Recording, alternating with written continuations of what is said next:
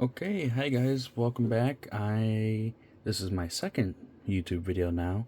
I am filming this back to back from the first one that not uploaded, but the first actual YouTube video that I just did, which was rehousing my Grammastola Pulchra, and that went well, hopefully.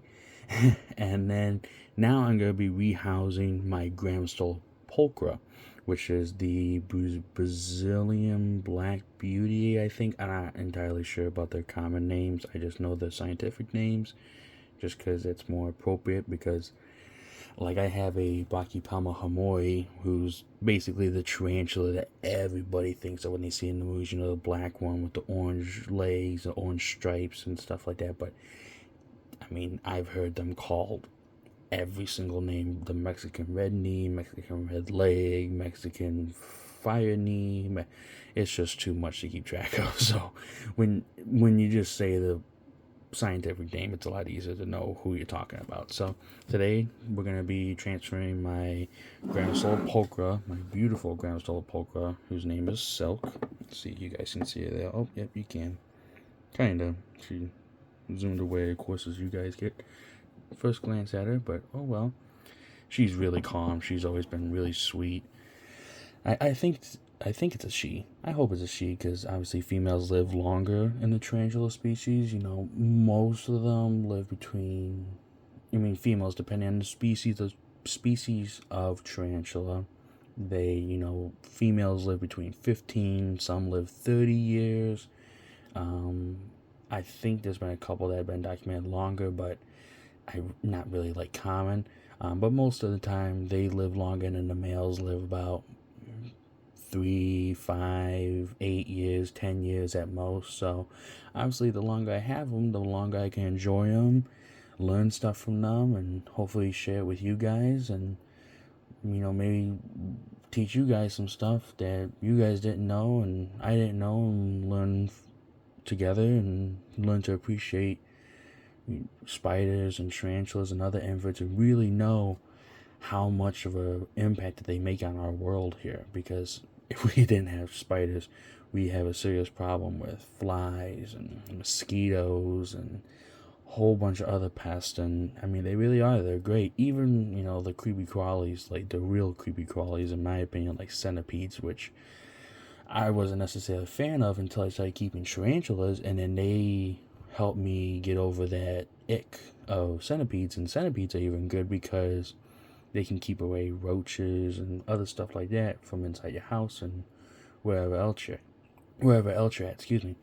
So anyway, back to it here. So again, this is gonna be a pretty basic YouTube video, very early stages of my YouTube channel. So it's gonna be pretty basic, no songs, no music, no animation or anything, no local title or anything, but hopefully I get to that eventually here. So so I'm gonna get started here. So this is the old enclosure, and as you can probably see from like the last one, they still fit in there, but I like giving my tarantulas a lot more room than what they necessarily recommend or need, because my tarantulas tend to use every single bit of it. I mean, they really do, especially my Chromatopelma cyanopubescens. I'm never gonna get that one right, but it's a green bottle blue. That's the only one I ever do use the common name for, because the scientific name is so hard. Plus, that's basically the only name that they are known as, the green bottle blue. And he really does. He uses the whole entire enclosure, webs it up really nice. So hopefully whenever he molts next, we'll definitely do a video on that, and you guys can see him, because he really is stunning. He's got some very vibrant colors on him. So anyway, I'm going to get going on this and set it up. So I'm going to take the lid off here. I'm going to move her over to the side. Sorry, Silk. Okay, bring this a little bit closer. Get some substrate going as usual. So again, this is the BioDudes Terra Arania, which is specifically tailored to inverts. And just putting a good amount in here, because again, I didn't specify this in the last video with my Grammastola Pulchra, but my Grammastola Pulchra, Silk here, my Grammastola Pulchra, and basically, yeah, all my tarantulas are classified as terrestrial. And so the difference between terrestrial is that there's terrestrial, arboreal, and then fossorial. Terrestrial, they're known to make opportunistic burrows. So they'll like take over an old animal's burrow or an old tarantula's burrow, or they'll dig like a small little hole into the earth. Short, nothing huge. And then they'll spend most of the time in there or on the actual land above the surface. But then there is fossorial, which are spiders that you don't ever see them on top. They're basically living their whole lives underground, and then they make little trapdoors a lot of times, or they come up when they feel the sense of like a prey item or something. And but that's it. And then there's arboreal, which are tree dwelling. They basically spend their time up in the air on trees or plants or wherever, and that's how they live. So all mine are classified as terrestrial. The only one that's debated is my green bottle blue that I was telling you guys earlier. He's technically semi-arboreal. He still digs, but not really a whole lot, and he webs up a lot.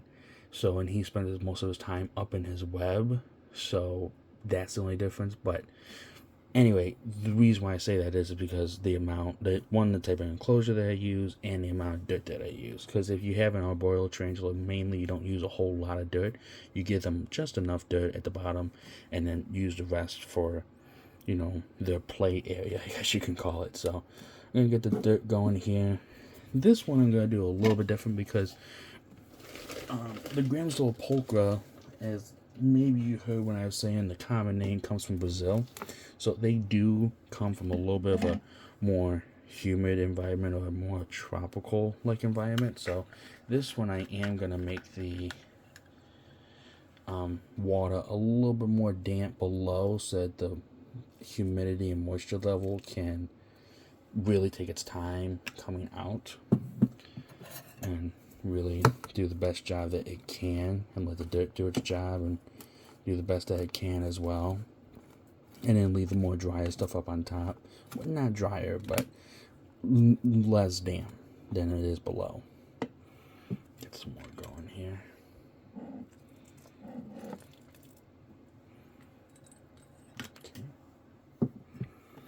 I gotta be honest with you guys. I really didn't never envision myself being a YouTuber, and obviously I can't call myself a YouTuber yet because I only uploaded 2 videos. But I gotta say, it is a lot.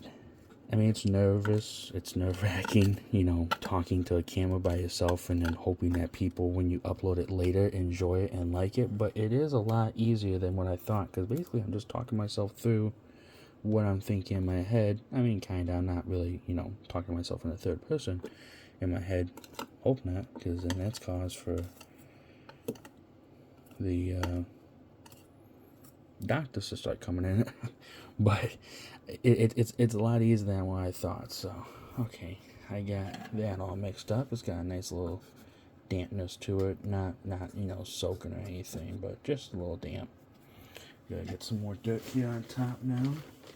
Start forming what I want it to look like. Well, hopefully whatever it will, be like until Silk decides to redo it and reconstruct it, because she has been known to do that. So,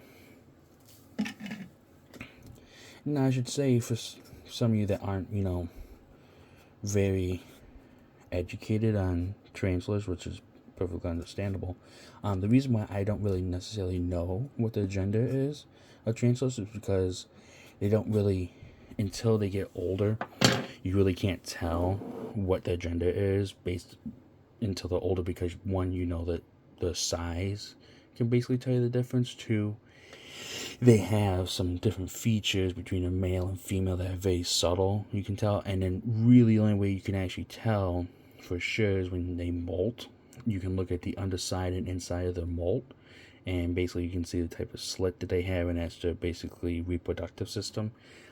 These guys are a little small for me to tell just yet. Plus, I'm not super educated on that just yet, which is something I am trying to learn so that I can know what gender these guys are, and that way I can know what the future is for them. So, okay, so here, this one I'm going to make a little bit differently. This one I'm going to make a little bit of a valley in the middle here. Make everything up above more, you know, higher up, and keep it low in the middle. See what she does with that. So, now this time, I think I'm going to do some of the same plants as I did last video, but I am going to add in a couple more of a different kind. One, just so that way all my enclosures don't look the same. Two, I can give it a little bit more color, because that way hopefully she pops more, because she is basically a all black tarantula, and she's very silky smooth, so she can contrast between the different plants and stuff like that. So just gotta find my scissors here, which can't seem to find that, so I will be right back, guys. Okay guys, I'm back here. So I got the leaves all cut that I like. So this is the other type that I'm gonna use this time.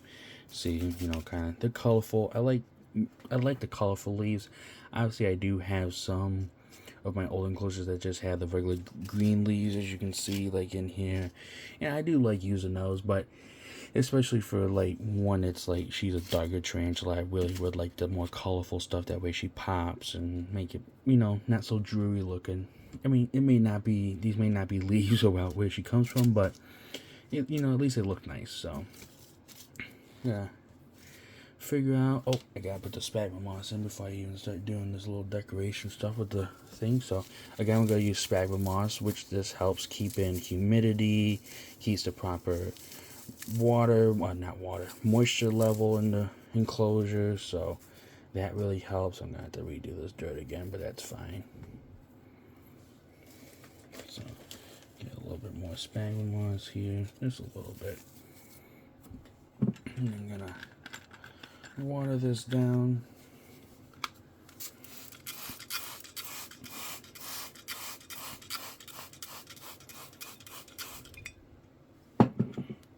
Take my little tongs here, really mix that in there again. Okay.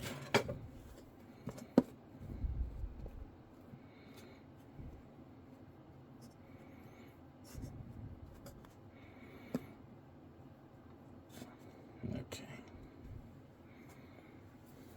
All right. So it doesn't look too bad. Clean up the back here a little bit, clean up the sides so it doesn't look so messy.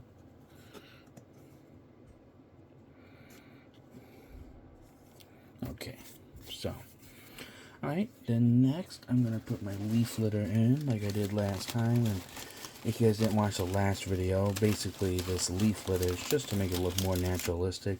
People actually use it for bioactive enclosures, which that's used for when you have cleanup crews like isopods or springtails, and this actually becomes their food because it's decaying matter. But in here, I just like to use it for making it a little bit more natural, something that you actually see out in the wild. All the dead plant matter all over the place. Guess it's something more natural for them, I think.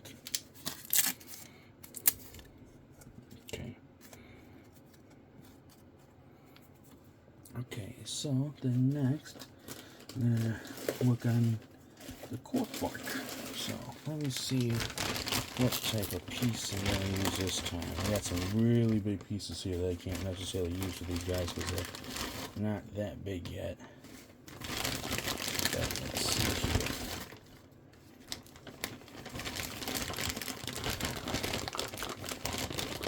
here. I think I maybe got a piece. That a little bit.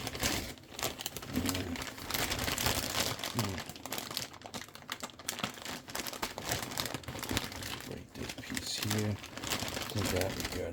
Oh yeah, that'll be perfect.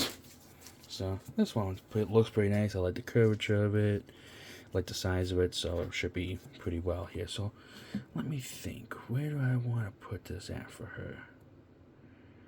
I think I'm gonna do probably back here.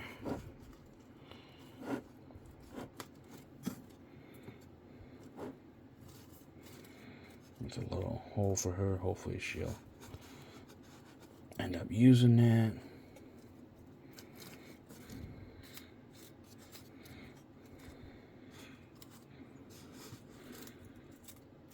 Get some of the leaf litter out of there because I know she might not like that in her hole. Hopefully she'll end up using that, but probably not because she likes to be her own little construction queen, which is perfectly fine. I mean, wherever they like, wherever they choose to do is fine by me. So this is a little bit thick for my liking. Cork liking here, so we're going to use a little bit smaller, thinner piece just to add some decoration. Probably plant that right there. Yeah.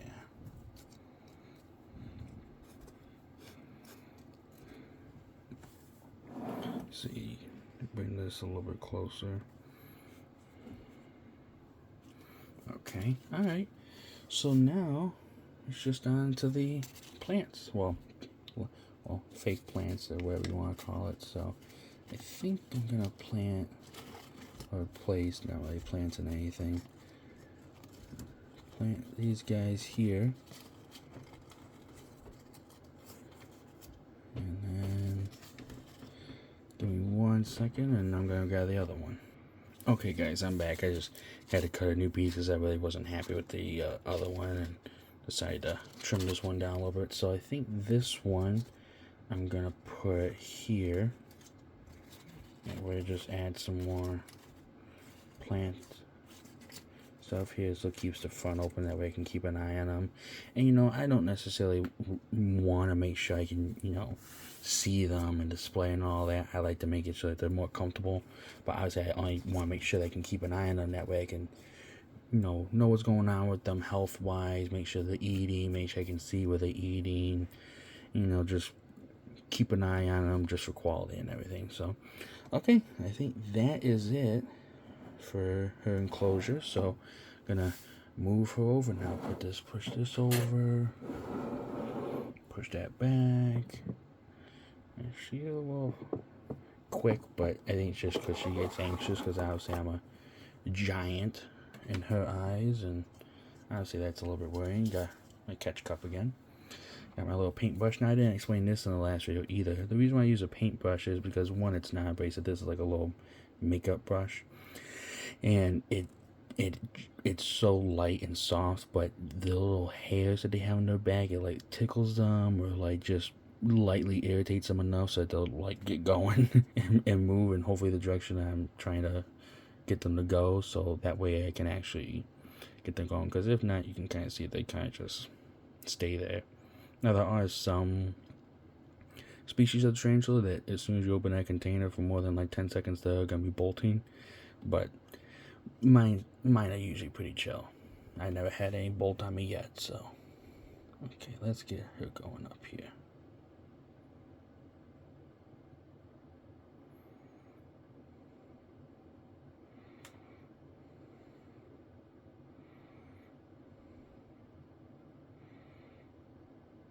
Come on, girl.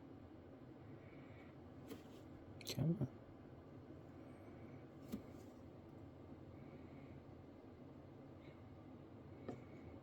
Come on, you're fine. You're fine.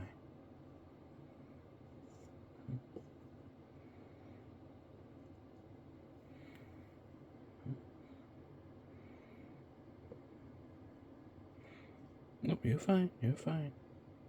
No. Oh, come on, Silk.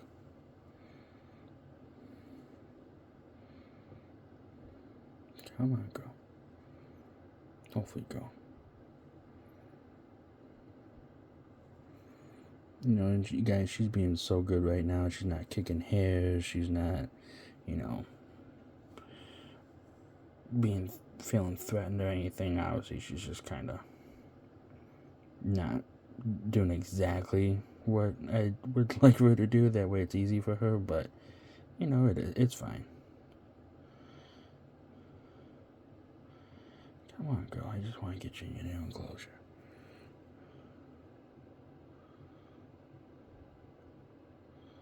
Come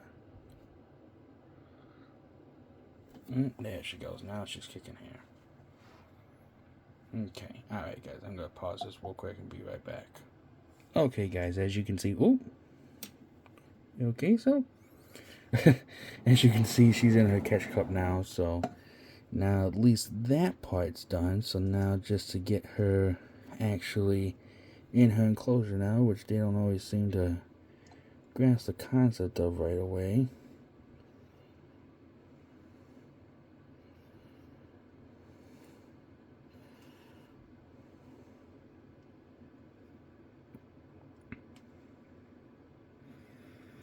Okay, and she's in. And like I said, normally, guys, she's not that feisty. You know, obviously, she just wasn't able to get the right footing up on the enclosure to get out, and I couldn't get the cup in there because it's, you know, the cup's too big, but the enclosure's too small. So she just kind of got a little irritated with me trying to help her too much, but you know, that's fine. So I'm gonna mist it down a little bit for her that way. She's got that Brazilian. Oh, no, don't come back out. Okay, that Brazilian type of environment where it's a little bit more humid. So, and she's not like rainforest tropical, but she's, you know, got some humidity. So as you can see, guys, she is right up in here. And you guys can see my reflection. I got kind of a tattered shirt on just because it is, you guys cannot imagine how much dirt I got on myself right now. So I just kind of throw on a raggedy t-shirt that way I don't get, you know, any nice clothes all dirty or muddy and all wood chip like, or any hairs on me. So okay, so that is all set. So now Silk has her new enclosure, and we are all set. She should be happy. I think she'll like it. She's got a nice, you know, obviously way bigger enclosure. So I'm happy with that. I think it looks nice. So thanks, guys, again for watching. I appreciate, you know, you guys clicking on the video, or if you guys saw it on Instagram and decided to come over and check it out, or if you guys know me personally, you guys decided to come and check it out. I really do appreciate it. I really love animals. I really love these animals that I feel like are misunderstood, and a lot of people fear them, which, you know, I can totally understand why people have an aversion to them. You know, they are definitely not something that's normal. They're definitely not a dog or a cat, and they're definitely not something that we're used to seeing all the time, but they really are. They're beautiful creatures. There's definitely a lot to learn from them. They definitely all have their own personality, and there's definitely some huge benefit to having them here in our world, in my opinion. There really is. And, you know, unfortunately, with a lot of the tarantulas I keep actually out in the wild, they're actually very endangered, not because of people catching them and bringing them as pets, but actually because of, you know, the same problems, reason why we're having the ozone layer or climate change and stuff. It's because of corporations, it's because of deforestation, or because of, you know, oiling, or whatever the issue may be in that region. It's, you know, basically because, you know, the homes are being taken away in the wild, and obviously when the homes are gone, they're pretty much gone. So, you know, my idea is that, you know, obviously I don't ever support the idea of, if something is not endangered, or if it's, you know, if it is endangered, you don't take it out of the wild just to make it a pet. I think, you know, when something is endangered and people do take stuff out of the wild and do bring them into the pet trade or hobby trade, that it is, you know, obviously they have bad intentions, it's not good, but if they do have good intentions, there is an upside to it, which is, you know, if they're losing their homes to deforestation or other things, you know, there's not much that stops that except for climate activists or deforestation activists, which are, you know, that, you know, they do good work and they really help in that area. But a lot of times, you know, stuff still happens. So, and animals do go extinct. So I believe, you know, when animals do go extinct, sometimes people keeping them as pets or as hobbies or whatever, they really are the last thing that's keeping these animals on the planet, which I think is a great thing, because, you know, I think it's terrible that we have a world where we have creatures just going extinct. You know, every year there's a growing list of endangered, extinct extremely at risk. I mean, it's terrible how we have some animals that we've known have grown up, like tigers and polar bears, and I can't remember exactly which one, but one of them I think is at like only 20,000 left in the world or something like that. I mean, yeah, 20,000 seems like a big number, but it's really not. Not for animals. It's not. That's so low, and that's insane. And with tarantulas, obviously they're hard to see, so we don't really know how many are left in the world of each species, but we do know the ones that are critically endangered. So I really do think that as long as you're doing the proper thing, as long as you really are caring for them and you're not just trying to have them because it's a trendy thing or whatever, that it is good to keep the history of a species on the planet. So, okay, anyway, guys, thanks again for watching. Thanks again for listening to my rambling, and thanks for watching my rehousing. So I'm happy you guys tuned in. So hopefully you guys liked it, and I will see you guys in the next one. Bye.